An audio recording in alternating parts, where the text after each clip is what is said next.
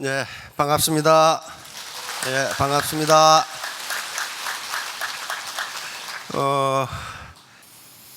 애터미 사업은 학력이라든가 사회적 캐리어라든가 하고 관계없어요.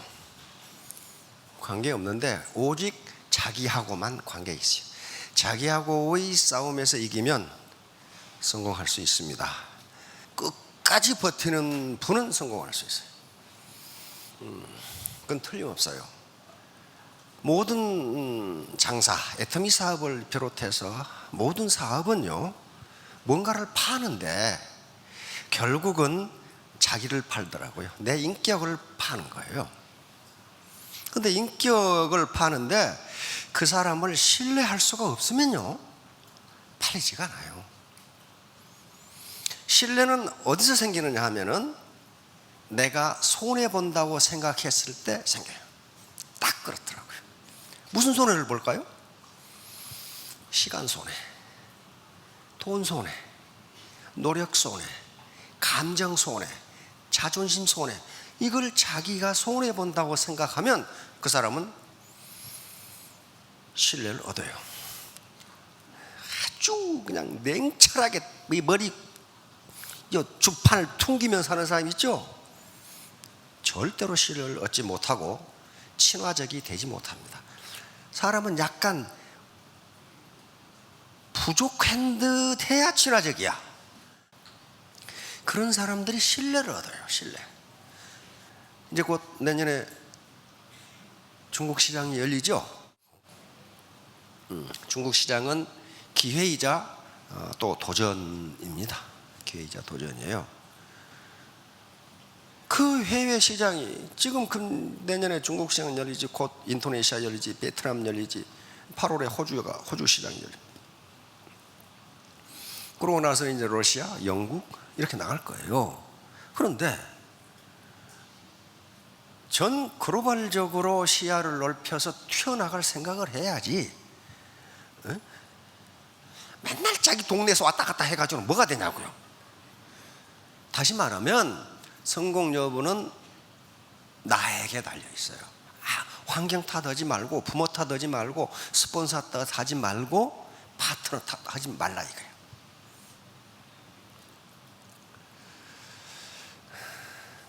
우리 노무현 대통령께서 하신 말씀 중에 제가 가장 감명 깊은 것은 농부는 밭을 탓하지 않는다. 농부는 밭을 탓하지 않는다. 밭을 탓해가지고 어떨 거냐고. 자기가 거름 주고 깊게 갈고 잘 가꾸었으면 농작물 잘 되잖아요. 그렇듯이 농부가 밭을 탓하면 그 농사가 제대로 되겠냐고요. 안 돼요. 내 탓이에요, 내 탓. 내가 밭을 잘못 갈고 씨를 잘못 뿌리고 거름을 잘못한 탓이다. 이렇게 하면 잘못을 고칠 수 있잖아요. 나무 탓, 나무 핑계 하게 되면 기분은 덜 상할지 모르지만은 발전이 없어요. 발전이 없으면 다음에 더 큰 기분을 상하게 돼요.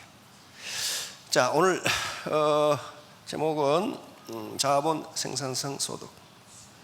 그러면 이제 자기 자본을 늘려야 되는데 요 애터미 사업은 결국 자기 개인 사업입니다. 개인 사업이에요. 각자의 사업자 사장님들은 회사와 1대1로 계약을 맺어서 사업을 하고 계시는 거예요. 그러니까 뭐예요? 내가 사장인 동시에 사원이고, 그렇죠? 내가 공장이고 기업이에요. 나 자신이. 그런데 왜 라인을 구축해서 그룹을 만들어서 사업을 하라고 하느냐 하는 문제야. 그렇죠? 그렇게 하는 것이 생산성이 높기 때문에 그래요. 그렇게 하는 것이 상호 윈윈이 되는 거예요. 윈윈이. 누가 누구에게 일방적으로 혜택을 주고 받는 게 아니라 그렇게 하는 것이 상호 좋기 때문에 그렇게 하라는 거예요. 그게 바로 재심 합력입니다. 재심 합력이에요. 이 제자가 무슨 제자입니까? 이게 가지런할 제자야. 가지런하게 하다. 가지런하게 하다. 이 심자는요, 마음 심자면 스폰서와 파트너 그리고 모든 사업자가 마음을 한 가지로 가지런하게 해서 그 다음에 어떻게 한다? 힘을 합한다 그 말이에요. 제시합니다. 오늘 당장 집에 가셔서 이 말만 쓰셔도 어디서 그렇게 유시한 얘기를 들었냐고 그렇게 이야기해요. 이 말은 후한서라는 역사서에 나오는 말입니다. 후한서, 한나라가 전한이 있고 후한이 있어요. 후한에 그것도 보통 사람이 한 얘기가 아니고 후한의 초대 황제인 광무제께서 직접 하신 말씀. 한나라가 있다가 가운데 왕망이라는 사람이 쿠데타를 일으켜서 한나라를 없애버리고 신이라는 나라를 만들었어요. 신나라. 그런데 전혀 나라가 신나지가 않아. 워낙 독재를 해가지고. 그러니까 한나라 후손들 그때 초대 황제가 광무제인데 이름이 유수예요. 한나라 유씨거든. 그런데 왕망의 군대가 하도 강하기 때문에 쿠데타를 이길 수가 없어. 이길 수가. 그런데 한나라의 충신들 유수를 비롯해서 한나라 황손들이 또 한나라를 존경했던 신하들이 조그마한 힘을 가지고 서로 뭉쳤어. 이게 재심이에요. 합력. 그러니까 거기는 뭐라고 하면 예기익장 이렇게 나와요. 조그마한 힘들을 가지고 서로 뭉치니 그 날카로운 기운이 점점 강해지더라. 그런 내용. 그래서 왕망을 격파하고 후한을 만들어서 그 유수라는 분이 초대 황제가 됩니다. 그때 그 초대 황제께서 하신 말씀이에요. 이거 무슨 건달이 한 말 아닙니다. 이거 황제가 한 말이에요. 황제가. 자, 그러면 어째서 라인을 형성해서 서로 재심 합력하라는 거냐? 왜? 그 라인에는요,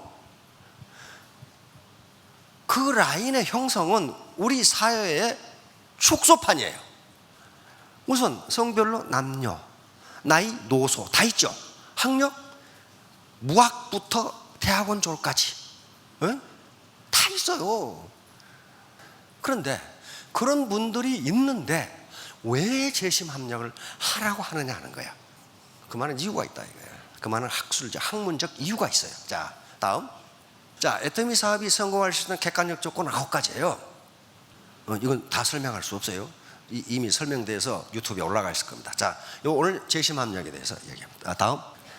자, 이 말만 하셔도 엄청 유식한 사람이다. 이게 각자가 무슨 각자입니까? 뿔각자예요. 날카로운 뿔을 가진 놈은 날카로운 이빨이 없다는 거예요. 사자 뿔 가지고 있습니까? 사자 뿔 없어요. 사자가 그 날카로운 이빨에 들소 뿔을 가졌다면 무적이에요. 당할 놈이 없어요. 근데 이놈은 뿔이 없어. 들소는 날카로운 뿔이 있는데 예리한 이빨이 없어. 다시 말하면 이 말은 무슨 말이냐면 창조주는, 조물주는 모든 인간에게, 모든 객체에게 모든 장점을 다 주지 않았다예요.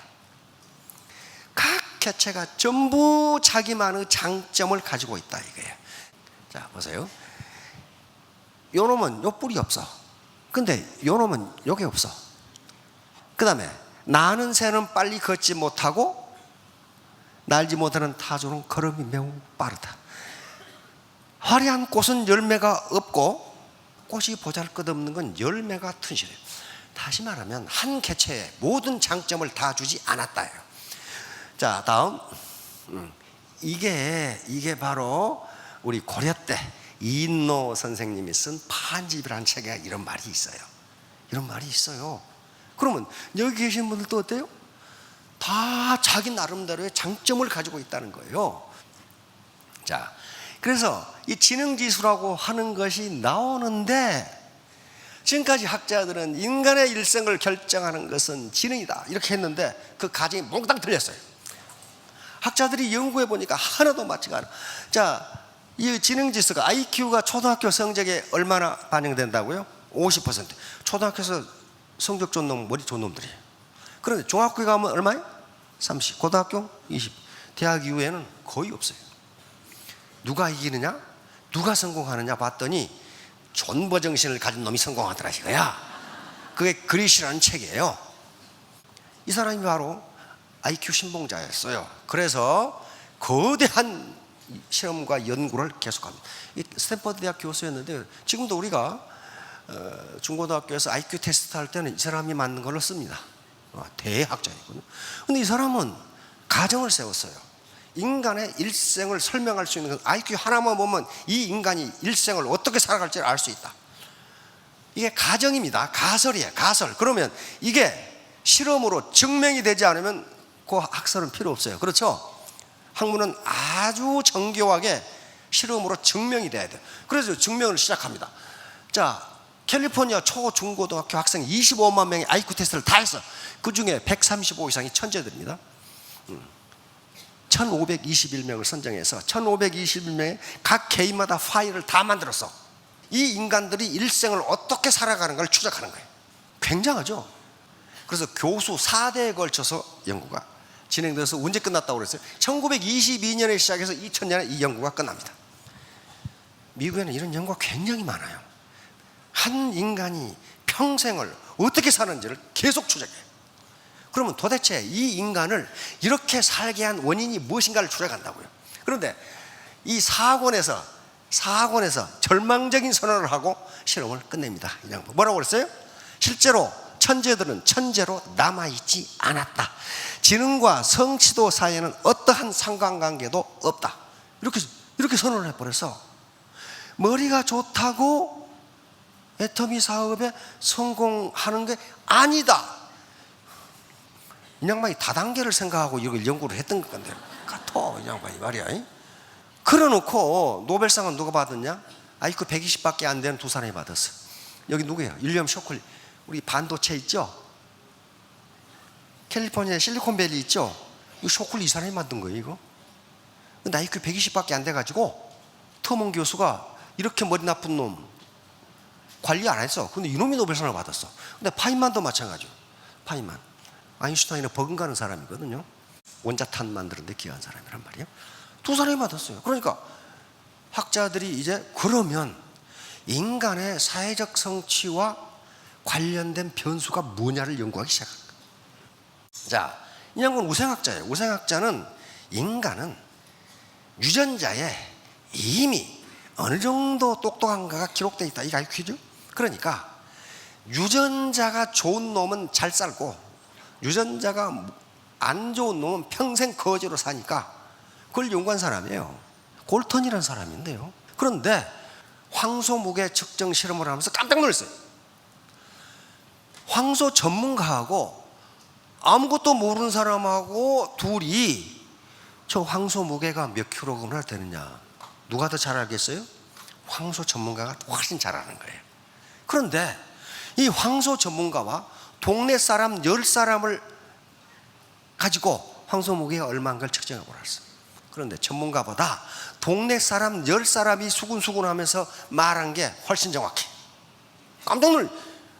이게 어떻게 된 거야 이거? 이걸 집단지성이라고 부릅니다. 집단지성이라고 그래요. 자, 근데 드디어 하워드 가드너라고 하는 하버드 대학 교수입니다. 지금 여기 선생님들 많이 계실 텐데 지금 초등학교, 중학교에서 이 이론으로 공부합니다. 다중지능 이론이야. 인간의 지능은 한계가 아니다. 자, 언어지능, 논리수학지능. 야, 말을 못하는데 수학을 기가 막히게 하는 사람이 있어요. 그 다음에 뭐예요? 공간지능. 이거 건축, 미술, 도안 이걸 기가 막히게 하는 사람이 있어요. 그 다음에 신체운동. 운동도 지능이 있어야 돼요. 그 다음에 음악, 대인관계. 마당발이 있어, 마당발. 그렇죠? 가만히 앉아있지를 못해, 그냥. 이것도 지능이더라는 거야. 그 다음에 자기성찰지능. 뭐든지 멜랑꼬리한 사람이 있어. 나는 왜 사는가? 뭐 그런 사람들 있죠? 왜 살아? 부모가 놔줬으니까 살지. 그런데 그렇게 간단하게 생각하는 사람도 있는가 하면은 삶이란 무엇인가 그런 사람들이 있단 말이에요. 이것도 지능이더라는 거예요. 아무나 그렇게 되는 거 아니라는 거예요. 그 다음에 자연 친화지능. 자연을 계속 연구하는 사람이 있어요. 병아리 계속 연구하고 산에 가서 계속 연구하고 그런 사람이 있어요. 남극 가서 펭귄만 계속 연구하고. 가만히 보니까 지능이더라는 거예요. 그걸 굉장히 좋아하는 데가 있더라는 거예요. 실존지능.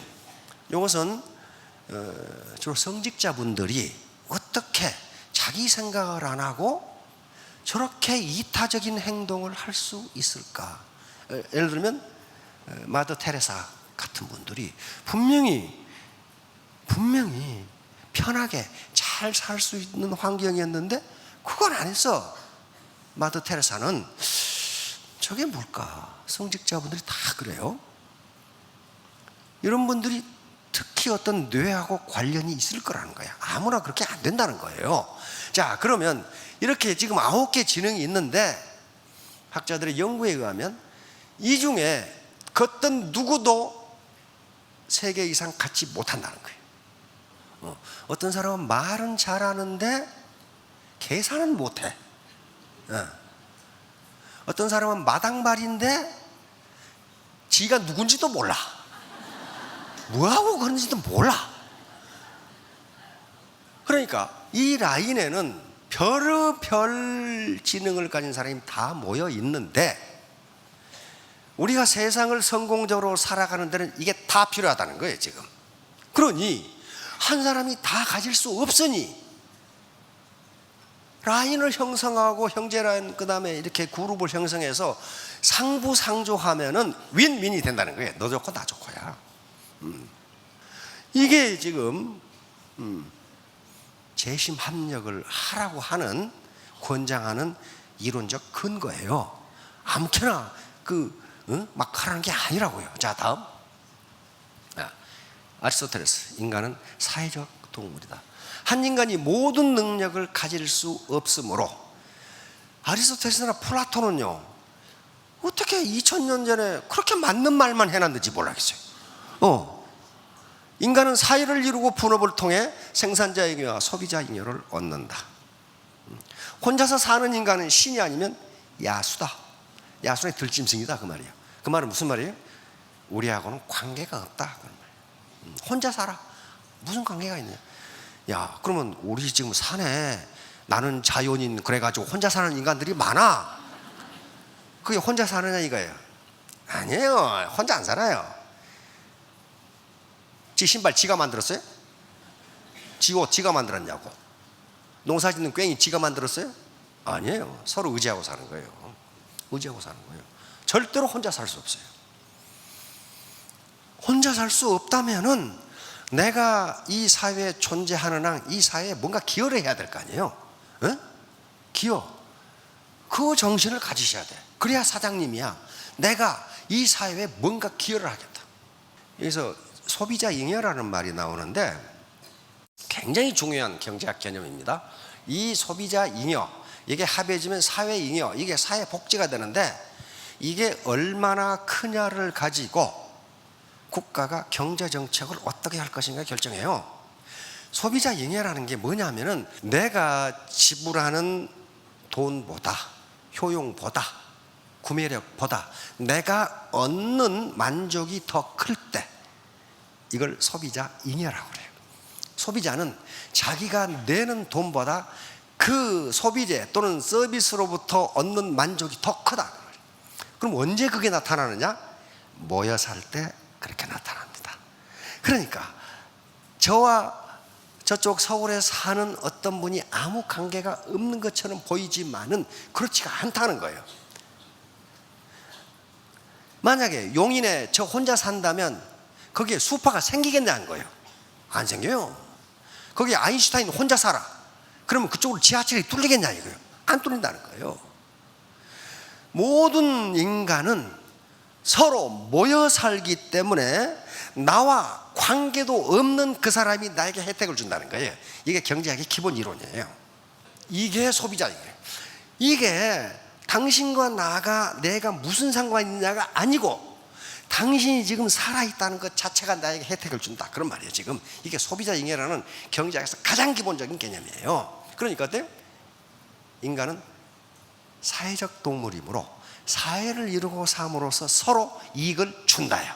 그러니까 우리 라인이 저 사람 처음 보는 사람이지만은 저 사람이 있다는 것 자체가 나에게 혜택을 준다는 거예요. 그런 마음으로 하는 게 제심합력이에요. 이거요. 모래자갈 어때요? 전부 다 개인이 모래자갈이에요. 왜? 전부 다 자기 나름대로의 강한 개성들을 가지고 있습니다. 그렇죠?